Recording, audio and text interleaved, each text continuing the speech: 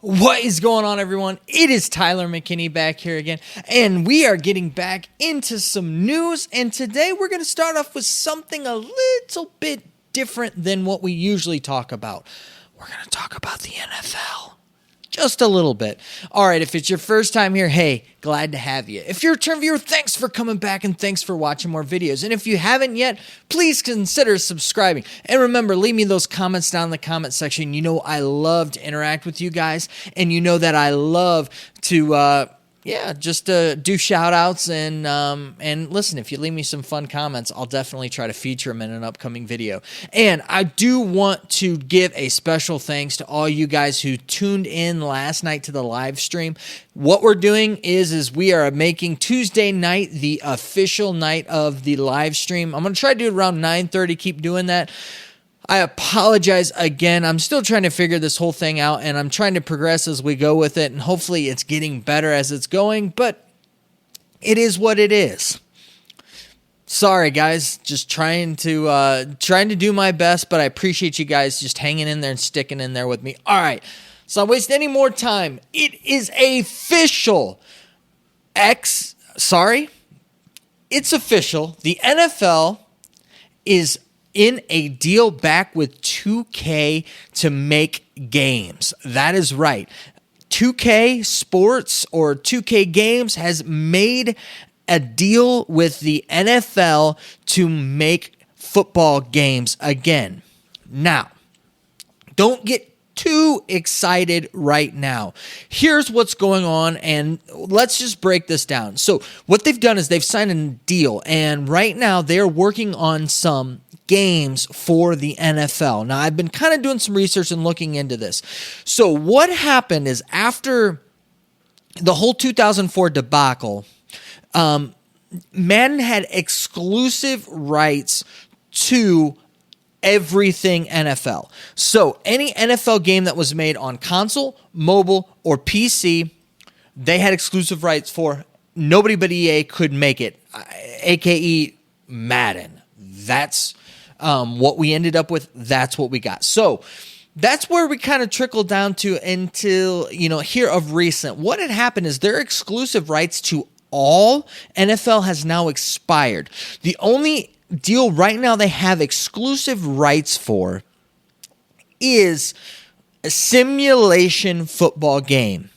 Again, Madden on console or Madden on PC. That is where this thing lies. And you got to remember, that is the legal term, simulation football. Therefore, 2K cannot make a simulation football game. What does that mean? I have absolutely no clue. But there are multiple games that are in development right now. So let's go a little further and look into this. Are they going to be arcade-style games? Are they going to be kind of NFL Blitz-type games? I don't know. But it was really interesting as I was reading through things. One of the things that I found is that this exclusive rights to the NFL simulation games runs out in 2022. So just 2 years from now. And so when asked, 2K's parent company, which is I think Take-Two,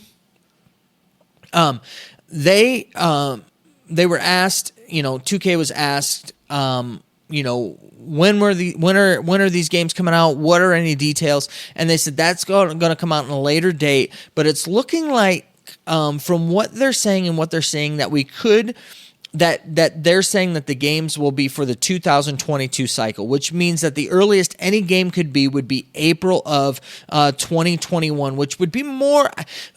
Listen, football games usually come out in the fall. That's how things are done. That's usually how it is. So you start to see them around the August time period. Late July, August, somewhere around in there. That's when you usually see those games. So I would imagine probably next year, beginning of fall, early summer is probably when you see things. Now, here is where the interesting part lies. That contract is up in 2022. I'm wondering if right now they're making a big stink about the simulation thing so they don't get a lawsuit. And that 2K is really making a game that is going to be, quote, like simulation, but not really simulation. And listen, whatever EA is doing, if they want to call that simulation, 2K Sports was not that. So, the NFL, 2K5 and that was not Madden simulation games. So, if you ask me, those two things aren't even close to each other. So, but again, that's just me being me. But anyways, so with that, it could quite possibly be that they've got some stuff in development, that they're working on some things, and they could rival some stuff with EA and what EA's been doing. This is good on a lot of fronts. EA put out a statement, stating pretty much that, hey, don't worry, guys, your beloved Madden is the exclusive game. Nothing's going on here. We've had our best year ever, and this and that. And that's just, listen, things have been going downhill for Madden for a long time. And listen, it's their own stinking fault when you're not going to fix the issues that people keep putting in front of you. I mean, day in and day out, showing you the issues and the problems that you have, and you double down on them and you fix other things and try to bring more people into your platform and things of that nature.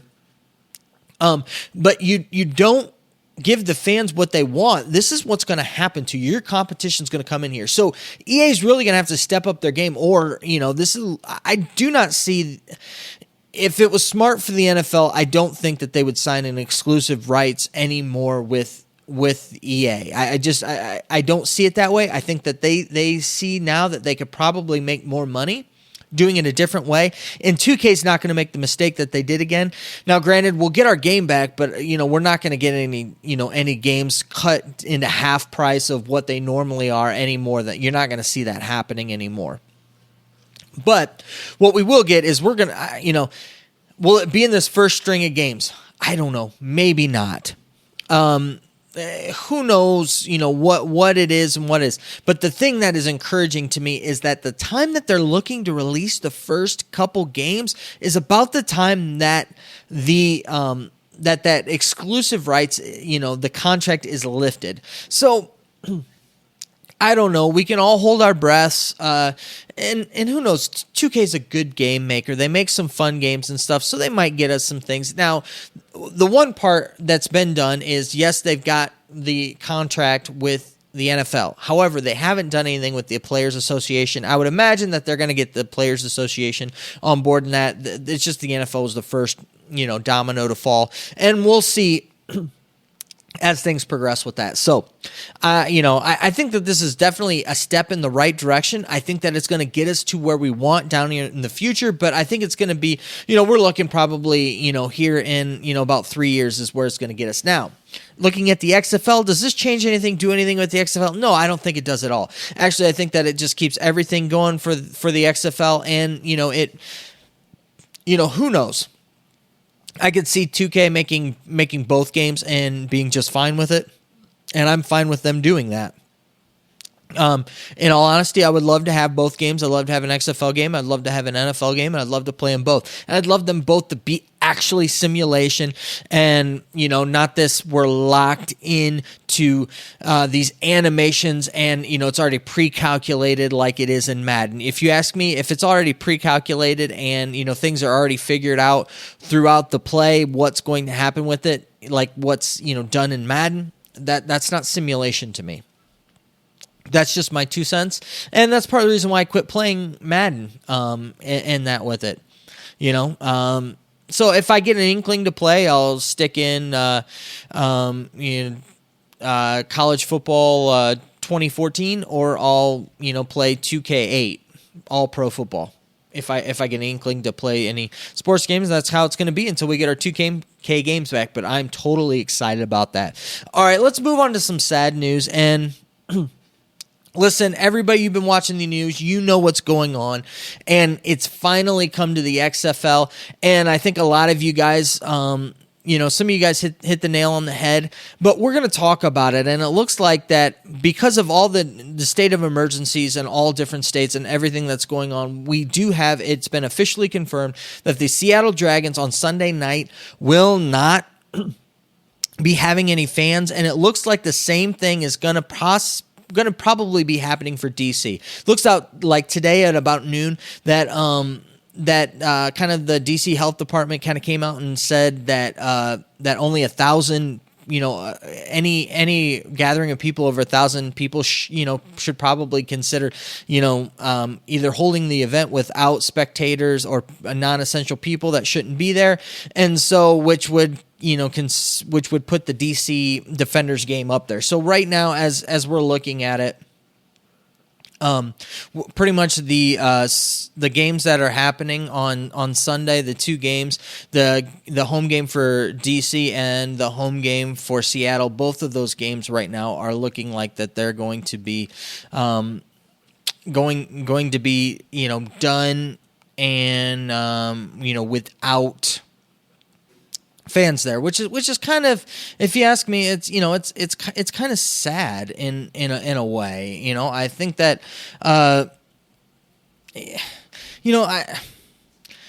it's sad in a way, but I think that it's also good. And the reason why I think that it's kind of also good for a couple reasons. I think that one, we need to take every precaution, and some of this stuff might be blown out of proportion. Some of it not. I would rather us take precautions than not, and I would rather err on that side than on the other side. And this might, who knows, this might be a positive for the XFL in the long run. All those people that can't watch the game in person, they can watch the game at home, so hopefully they'll be at home watching it. The other thing is that with all these events closing, people will be at home, so maybe there'll be more people at home to watch these games. Now, the games are on ESPN2 and FS1, so the audience isn't going to be as big as if they were on regular ESPN or ABC or on Fox, but still, I think that the markets, especially the close markets that are there, around these home cities, at least they'll get a little bit of a boost from the people that can't go to the games. I would imagine, and this is just me speculating, it's sad, but I could see definitely the New York home game getting happening without the fans, and I could also see the Tampa Bay game, the St. Louis and Tampa game also being played without fans. That's kind of the way that I'm looking at it, to where this whole weekend and the next couple weeks, I could see these games taking place without fans and us just being able to watch them, on TV.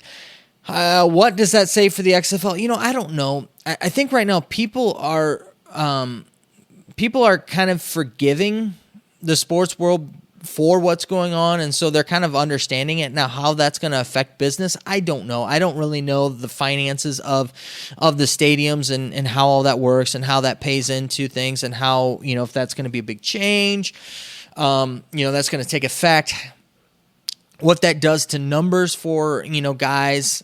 But we'll just have to wait and see, how all of that kind of shakes out and does. But I would imagine that if these two games, officially the Seattle game looks unofficially, but it looks like it's going to happen, the DC game, and then so the Sunday games, I think that'll probably happen without fans, and then I think that probably the rest of the games will probably happen without fans for the rest of the week. That's just kind of my thoughts on it. That just seems to be the way that things are going. And right now it's Wednesday, so we've got a couple more days of the week, and so we'll see how that kind of all trickles down. But that's where that's at. So that gets us to our big topic that we're going to talk about today. And listen, we are halfway through the XFL season, and let's just go through and let's just sit back and enjoy what we've gotten so far. We have gotten some fast-paced football. We've gotten some good, fun, exciting games. We still have not gotten our first overtime yet. I've been waiting for that overtime. I want to see that shootout. I want to see how it goes, and we haven't gotten it yet. But listen, we've got some sweet, awesome fans. We've seen some great attendance in St. Louis and Seattle. The DC Defenders, we got the beer snake. I never knew that I needed a beer snake in my life. But listen, It's been energetic. It's been fantastic. It's been fun. It really, truly, the XFL has done what they've said they're going to do. They have reinvented, reimagined football. And listen, I love it. I think that it's fun. And listen, it's not the NFL. I'm not going to sit here and not going to say that it is the NFL, but it is football. And again, I'm going to use my analogy that I've used before. If you put chocolate cake with chocolate frosting in front of me and you put a chocolate chip cookie in front of me, listen, I'm a chocolate chip cookie guy. I love my chocolate chip cookies. I've said this before. But if you give me a piece of cake too, guess what? I'm going to eat both of them. And that's what I want. I want my NFL when I'm there, and I want my XFL when it's in season. They're not. It isn't like I can have one or the other. I can literally eat my chocolate chip cookies and have my cake too. So that's what I'm going to do. I just get sick and tired of people saying, well, blah, blah, blah, this, blah, blah, blah, that, and giving me all of this stuff, why the XFL shouldn't be here, or this or that. Listen, if you don't want to watch football in the spring, that's fine. You go on your merry way, do whatever you want, but leave me and my spring football alone. And listen, you can join back up in the fall when college football and when the NFL starts back up, and we'll embrace you back into the football world. And then after the Super Bowl, you can go off on your merry way, and we'll continue on with the XFL. But quit trying to bash the XFL for what it is. It's not the NFL. It's not going to be the NFL right now. But I will say it's very entertaining, and I've loved every minute of it. And speaking of entertaining, listen, they've done so many things that the NFL really, really needs to really sit back and watch and listen. The way that they have done the officiating is fantastic. Not only have they made it transparent, and for me, it's been something that as I'm looking at it, I didn't know how it was going to be, but I love it. I love being able to see how the plays are being called and get to see the person behind the play call, as opposed to, I feel like everything's done behind closed doors and, nothing to see here. You can't see that as the fan, and keeping everything away from me to where I feel like, I feel like that, they're trying to pull a quick one on me, where I love the explanation. And when they get something wrong, listen, they take ownership of it.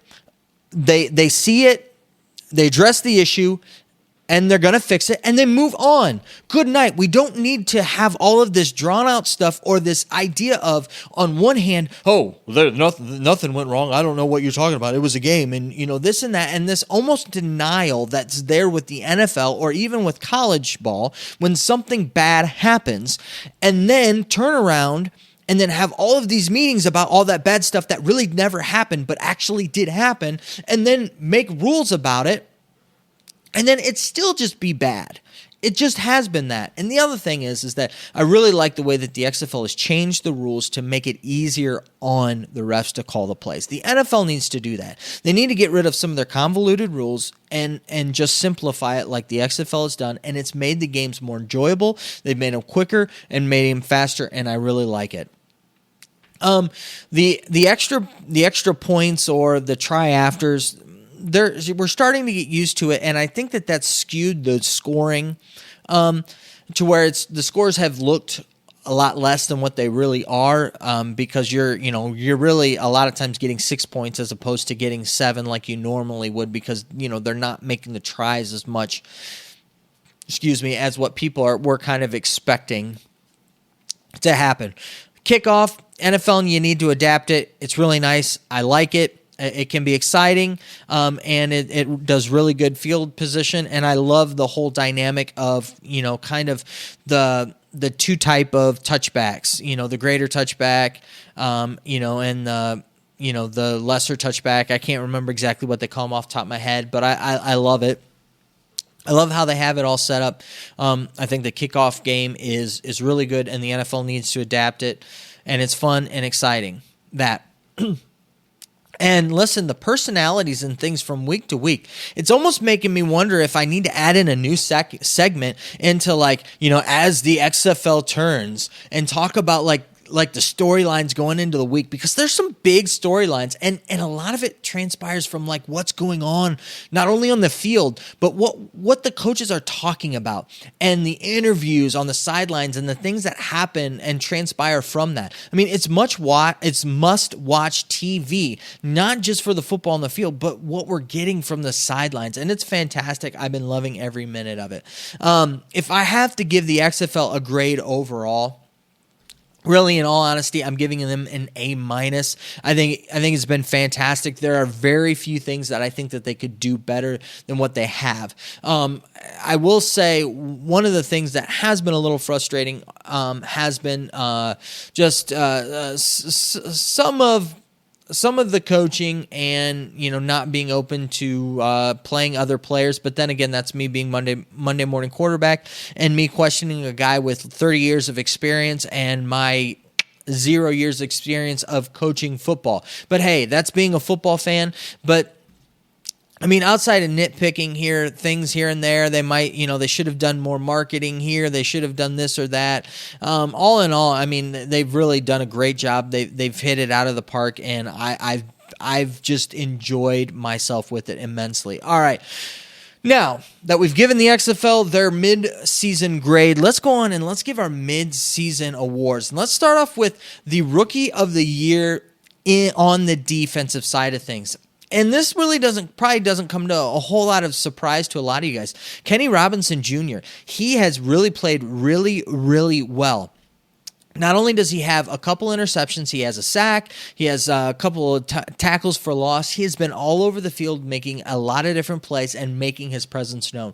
His 2 interceptions are 2 really good plays. One showing his hands and his ability to really concentrate and catch the ball. The other one shows his ball hawking ability back as a safety. I think that this guy's going to be very dynamic in the NFL. I think that if you look here up in the NFL, he's probably going to be, I'm thinking, around a 2nd round pick, maybe even move himself into the 1st round, depending upon how he plays this second half of the season. But hands down, he's been the go-to guy, for me when it comes to a rookie on defense. He's just played phenomenally with that on a very good defense too, by the way.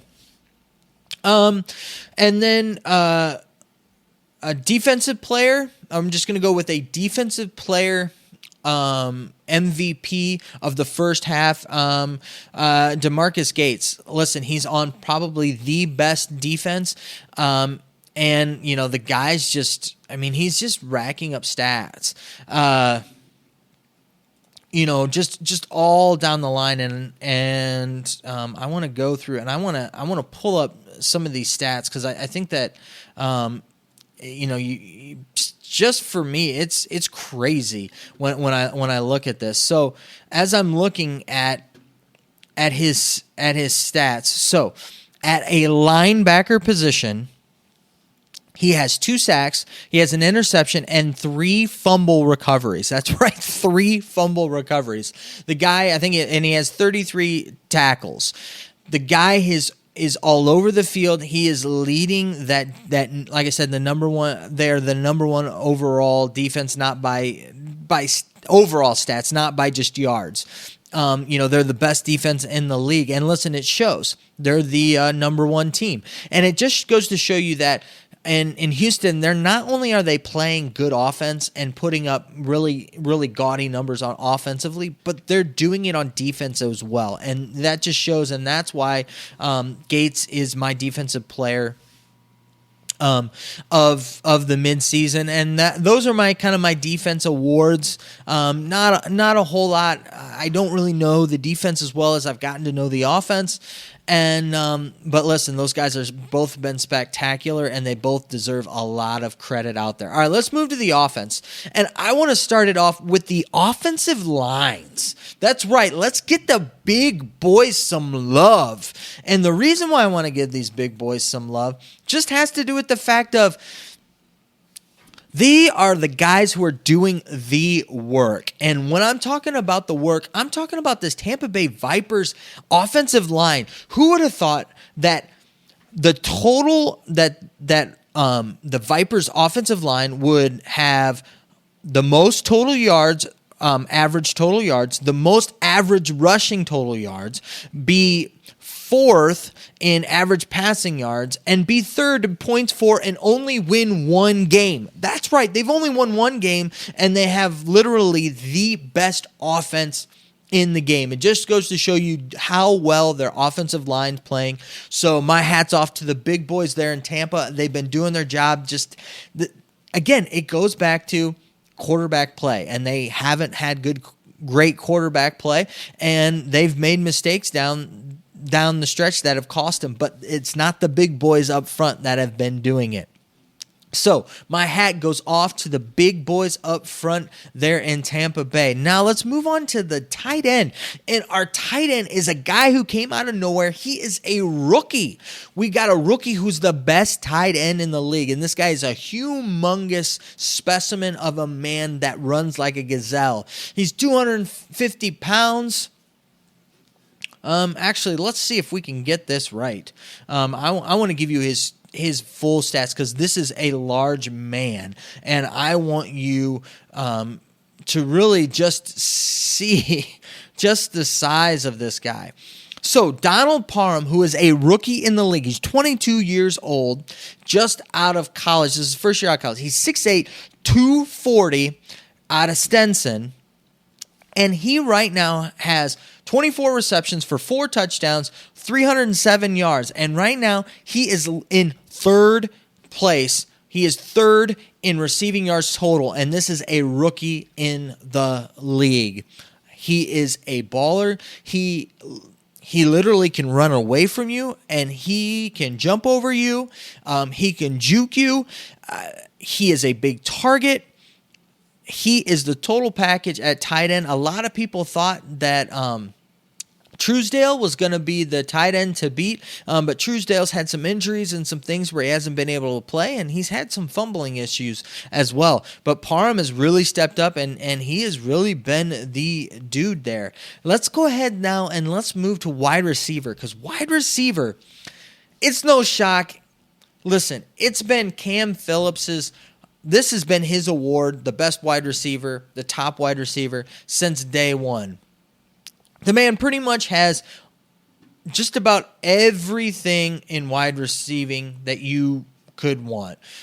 He has the most yards. He has the most touchdowns, maybe even the most receptions. The guy is just been electric all season. He's just been catching everything. He's had one down game, and that was pretty much about it. Everything else has been pretty much like 3 touchdowns and just a bazillion yards a game. You know, I'm exaggerating, but he has just, not only has he's done it all, whether it be, you know, catching the long ball, going up and getting the ball from wide receivers.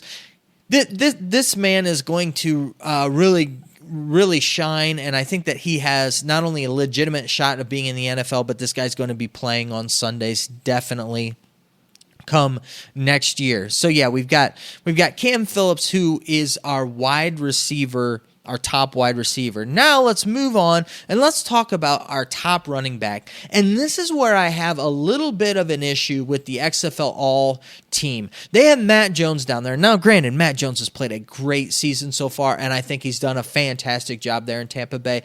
And listen, he's gotten into the end zone, which our guy has not. But listen, our guy has been the workhorse.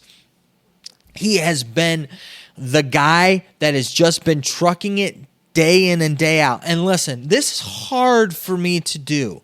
I am a Buckeye, and I'm an Ohio State Buckeye, and this is really hard for me to say and do, especially with a Michigan man. But I'm going to do it anyway. So, De'Veon Smith he's the top running back.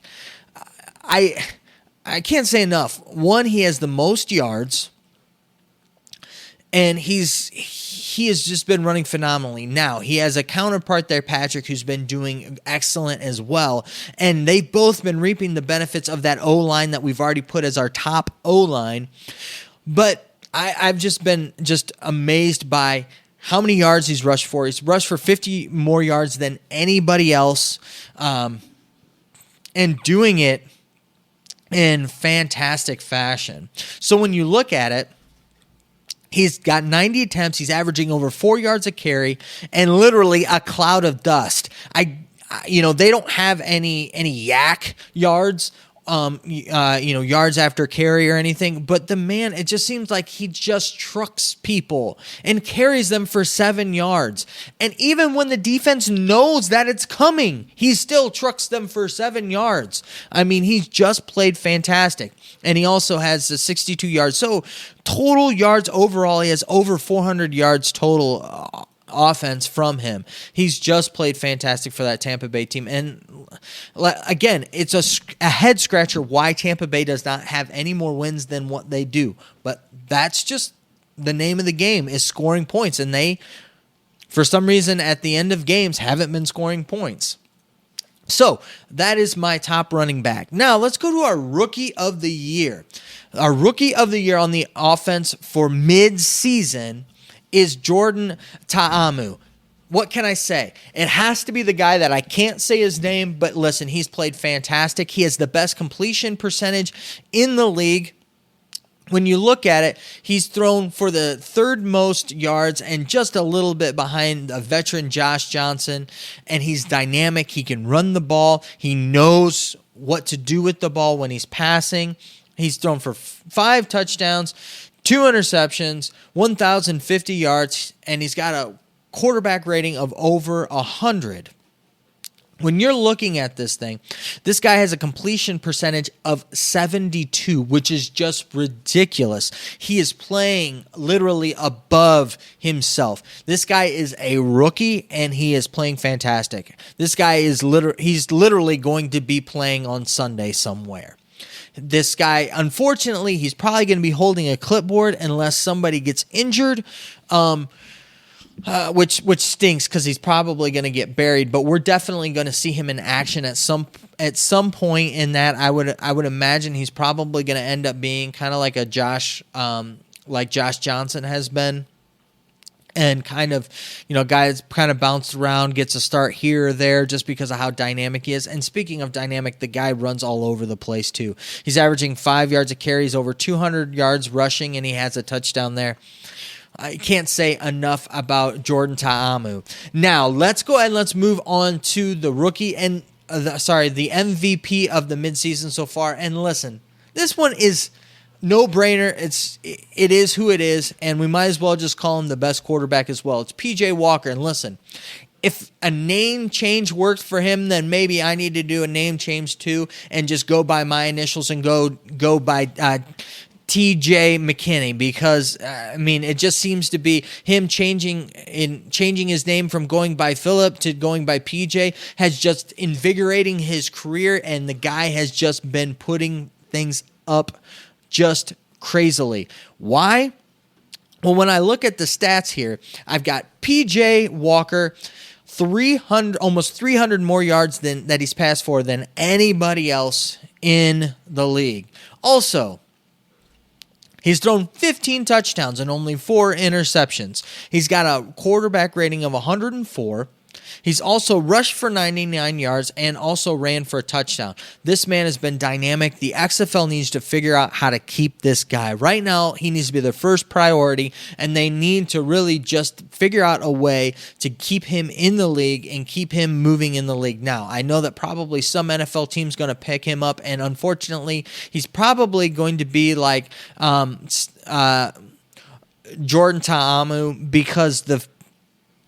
because he's probably going to end up being a backup on a team making somewhere around $1 million to $2 million and holding a clipboard. We might get to see him in a little bit of action here and there. And that's the sad thing about it, is the XFL needs to figure out ways to pay these guys. Hopefully they make money. And again, that's going to take me to my next segment. And you know what I'm going to say. You need to support the XFL. If you're watching this video, you need to support the XFL. And I'm not talking about going out and buying a whole bunch of merchandise. That's not what I'm talking about. What I'm talking about is you've got a voice, use your voice. Whether that be watching the games watching them online, whatever. And also putting the comments out there. Comment on the XFL stuff. Go ahead and tell your friends about the XFL. Tell people at work to watch the XFL. If they're a football fan, tell them to watch the XFL. Listen, we all do that. We all watch it. We all do that. Companies will see that. The ratings will go up, and the XFL will stick around. Listen, I don't think that the XFL's done bad. I think they've done a great job, especially with their ratings and stuff.